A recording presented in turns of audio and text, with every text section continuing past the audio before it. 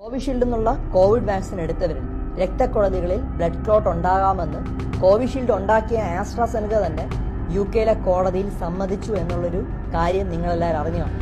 മിക്ക സ്ഥലങ്ങളിലും ഇതാണ് ഇപ്പോൾ ചർച്ചാ വിഷയം. പല ആളുകളും ഇത് തന്നെയാണ് ചോദിച്ചുകൊണ്ടിരിക്കുന്നത്. പേടിക്കേണ്ട ആവശ്യമുണ്ടോ? ഇത്തരത്തിൽ എത്ര ശതമാനം ആളുകളിലാണ് ഇത് ഉണ്ടായിട്ടുള്ളത്?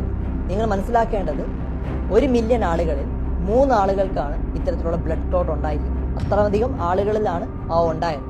ഇനി അത് ഏത് കാലയളവിലാണ് ഉണ്ടായത്? ഇപ്പൊ നമ്മൾ വാക്സിൻ എടുത്തതിന് ശേഷം 2 വർഷമായി. ഇതുണ്ടായത് ആദ്യത്തെ 1.5 മാസത്തിനകത്താണ്. ആദ്യത്തെ 1.5 മാസത്തിനകത്താണ് ഈ പറഞ്ഞ കോംപ്ലിക്കേഷൻ ഉണ്ടായത്.